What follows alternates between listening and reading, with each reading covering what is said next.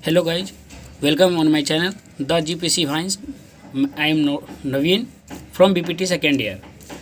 Today we are lecture about chapter 4 inflammation and healing. Inflammation and healing. Lecture 1 acute inflammation.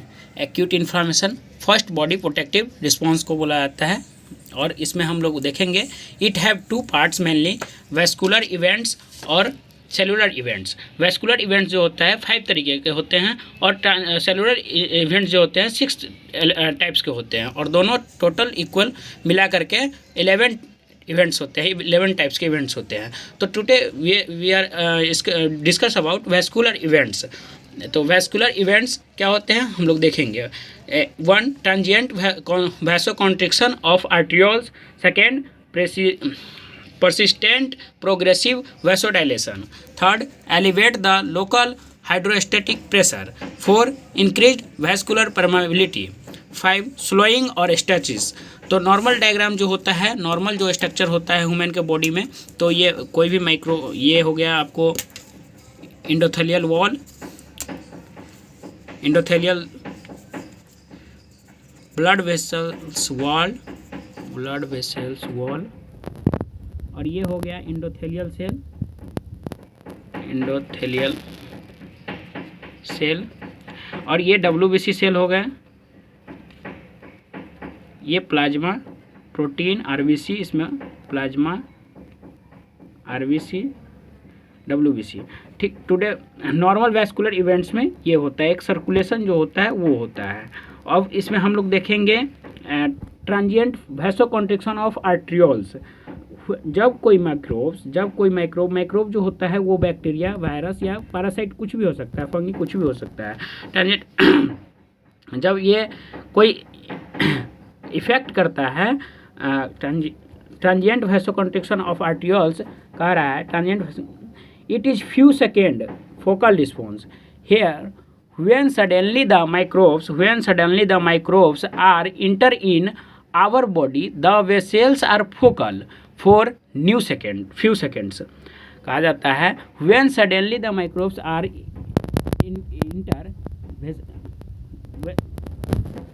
कोई भी micro जब inter करता है immediately suddenly, तो वो ट्रांसिएंट, ये इसका जो फीचर है वो इमीडिएट और ट्रांजिएंट होता है, मतलब थोड़ा फ्यू सेकेंड के लिए रिस्पॉन्स करता है।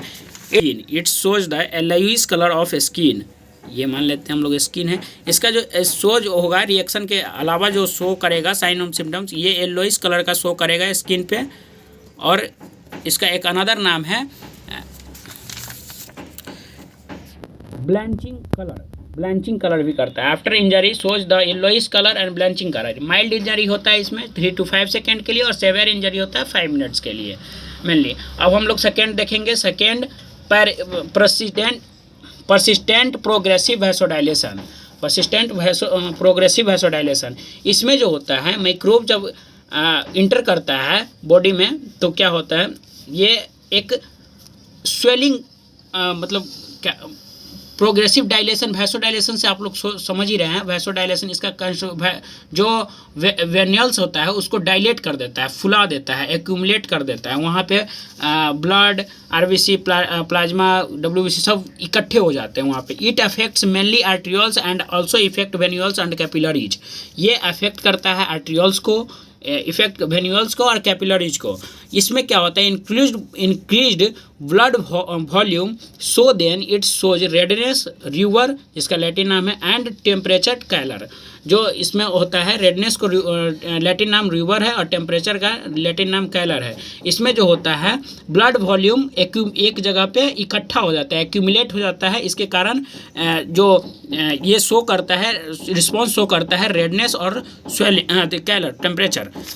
थर्ड है हम लोग का elevate the local hydrostatic pressure, increase HP, इसका शॉर्ट नेम में साइन दिया जाता है। हाइड्रोस्टैटिक प्रेशर, आउटवर्ड प्रेशर इसको कहा जाता है, ऑनकोटिक प्रेशर। ब्लड वेसल्स में मेनली 2 प्रेशर लगता है, जो एक कहा जाता है आउटवर्ड प्रेशर, हाइड्रोस्टैटिक प्रेशर, और ऑनकोटिक प्रेशर प्रोटीन और प्लाज्मा के कारण होता है। हाइड्रोस्टैटिक प्रेशर वाटर के कारण होता है मेनली, ये कैपिलरी में। तो इसका ये दोनों नॉर्मल ह्यूमन में दोनों बराबर होता है। अब invert process due to protein, यहाँ पे देखते हैं कैपिलरी में, जब body fluid in in transudate oedema in which only water fluid is coming out and HP is increase due to transudate oedema. इन ये जो कॉज करता है गाइज, ये ट्रांजिडेंट ओडिमा कॉज करता है, स्वेलिंग कॉज करता है। जब ब्लड एक्यूमुलेट हो गया एक जगह तो वहाँ पे एक ओडिमा टाइप का ट्रांजिडेंट ओडिमा कॉज करता है, जिसका ये ओडिमा कॉज करता है उसका नाम है ट्रांजिडेंट ओडिमा। मेनली 2 प्रकार के ओडिमा होते हैं, 2 टाइप्स ऑफ ओडिमा, ट्रांजिडेंट और एक्जुडेंट। एक्जुडेंट का भी हम बात नहीं कर रहे, ट्रांजिडेंट का बात करें क्योंकि ट्रांजिडेंट ही रिस्पांस देता है और ट्रांजिडेंट यहाँ पे कॉज करता है। तो यहाँ पे बॉडी फ्लूइड जो है वो बाहर निकलते हैं सरफेस में in transudate oedema in which only water fluid is coming out and HP is increase due to transudate oedema. जब यहाँ पे क्या कहते हैं ओनली वाटर कमिंग बाहर आउट निकलता है और HP इंक्रीज हो जाता है यहाँ पे ट्रांजिडेंट ओडिमा के कारण, एक्यूमुलेशन के कारण हाइड्रोस्टैटिक प्रेशर बढ़ जाता है, आउटवर्ड प्रेशर बढ़ जाता है। अब हम लोग फोर्थ देखेंगे, increased vascular permeability. Increased short में इंक्रीज VP भी बोला जाता है। Increased vascular permeability the hallmark of acute inflammation. इसको hallmark of the acute inflammation is increased vascular permeability कहा जाता है। इसको हॉलमार्क कहा जाता है, क्यों? क्योंकि ये गैप क्रिएट करता है गाइज, गैप क्रिएट करता है। ये एक इंडोथेलियल, यहाँ पे आप लोग देख रहे होइएगा, यहाँ पे कोई गैप नहीं है, ये गैप क्रिएट नहीं करता है। ओडिमा है बस वो वाटर फ्लूइड ये निकल रहा है बाहर, बट यहाँ पे gap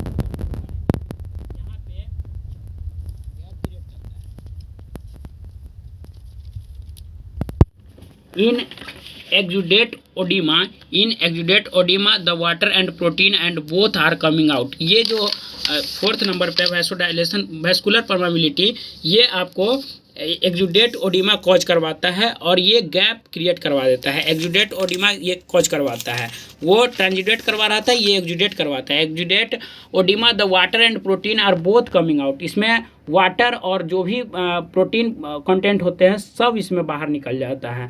exudate oedema is increased vascular permeability. Exudate जो ओडिमा होता है वो आपको वैस्कुलर परमेबिलिटी को बढ़ा देता है। अब कहते हैं कुछ अल्टरनेट फैक्टर भी है जो exudate Altered vascular permeability mechanism, इसका मैकेनिज्म भी है एक फॉर्मेशन, और हम पढ़ेंगे इसका 5 मैकेनिज्म है। फॉर्मेशन ऑफ इंडोथेलियल, इसमें फॉर्मेशन हो जाता है इंडोथेलियल गैप का, जो आप लोग देख रहे होंगे 1 से लेकर के 3 तक नहीं होता था, लेकिन वैस्कुलर परमेबिलिटी में 4th नंबर पे इंक्रीज वैस्कुलर परमेबिलिटी बढ़ने पर इसका जो होता है ये गैप जंक्शन क्रिएट कर देता है, कहीं से ना कहीं से WBC बाहर निकलने के लिए ऐसा करता है, वो फैगोसाइटिक रिएक्शन के लिए। Formation of endothelial gaps IT transient होता है due to every endothelial cell contraction. इसमें जो होता है ये वैस्कुलर परमेबिलिटी गैप क्रिएट क्यों करता है, इसका 5 रीज़न दिया गया है। इसमें इंडोथेलियल सेल कॉन्ट्रैक्ट होता है, इंडोथेलियल सेल कॉन्ट्रैक्ट हो जाता है। और सेकेंड नंबर है direct endothelial injury. Direct endothelial injury ये इमीडिएटली होता है पर डिले थोड़ा देर के बाद रिस्पॉन्स देता है। Necrosis in endothelial cell through the microbes directly. Microbe जो होता है यहाँ पे मान लेते हैं ये निक्रोस करता है, समाता है यहाँ के जो भी ये इंडोथेलियल सेल को रैप्चर करता है, समाता है, और उसके कारण जो गैप क्रिएट होता है उसकी को हॉलमार्क कहते हैं। इसीलिए इसको दूसरा नाम हॉलमार्क ऑफ एक्यूट इन्फ्लामेशन भी दिया गया है। दो सेकंड कारण है direct endothelial injury. Necrosis endothelial cells through the microbes directly. जो माइक्रोब्स होते हैं वो डायरेक्टली इसको इंडोथेलियल को इंजर्ड नेक्रोसिस करते हैं, इसके कारण गैप क्रिएट होता है। तीसरा कारण है leukocyte mediated endothelial cell injury. ये कहता है ल्यूकोसाइट से WBC mediated endothelial cell injury. WBC create the gaps, leukocyte mediated gaps. अब WBC कैसे गैप्स करें, मान लेते हैं अगर ये नहीं जा पा रहा है यहाँ से ये WBC निकलने के लिए इसको माइक्रोब के साथ ये रिएक्शन करने के लिए और इसको फैगोसाइटिक प्रोसेस करने के लिए यहाँ से निकलना होगा। तो ये निकलने के लिए ये इंडोथेलियल वॉल में घुस जाते हैं, इंडोथेलियल के वो सेल वॉल में घुस जाते हैं और इसको क्या करते हैं ल्यूकोसाइटिक। WBC जब भी घुसेंगे तो ल्यूकोसाइटिक मेडिएटेड गैप्स ये जनरेट करते हैं। और ये 4th नंबर है increase ट्रांससाइटोसिस।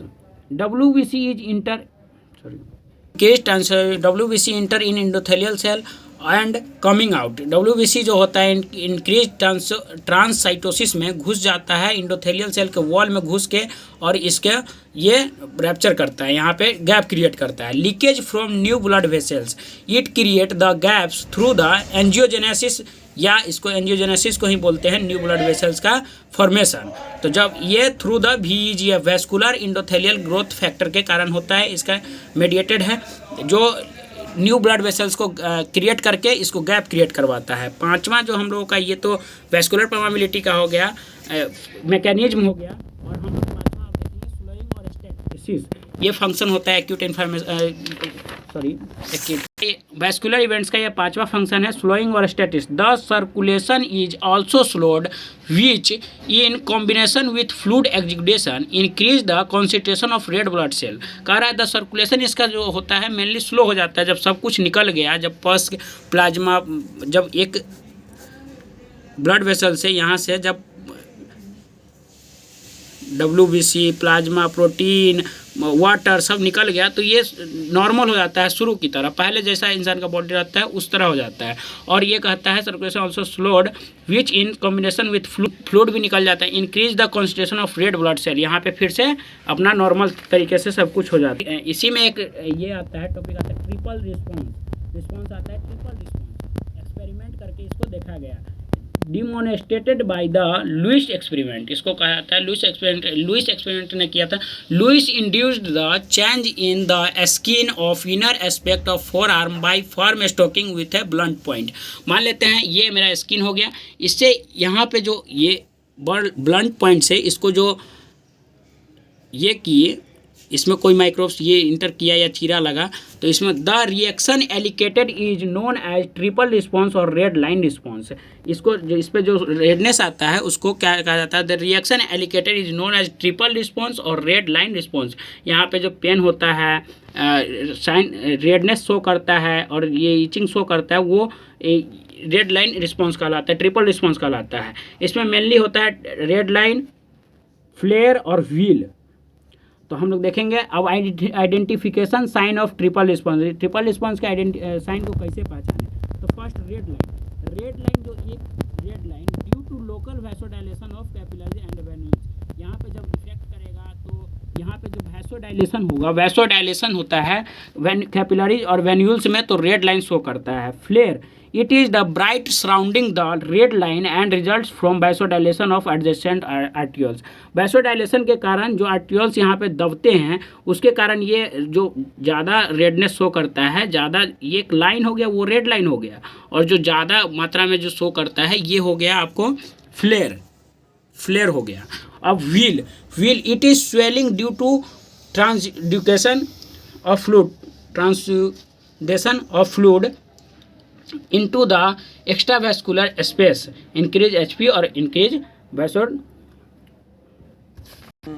It is swelling due to transition of fluid into the extravascular space, increased hydrostatic pressure or increased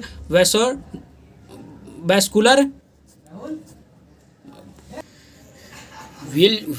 wheel जो होता है, व्हील में होता है एक्स्ट्रावैस्कुलर स्पेस जो जनरेट होता है, उसके कारण हाइड्रोस्टेटिक प्रेशर और वैस्कुलर परमेबिलिटी बढ़ जाती है, और इसमें redness, heat and swelling, pain ये सब शो करने लगता है।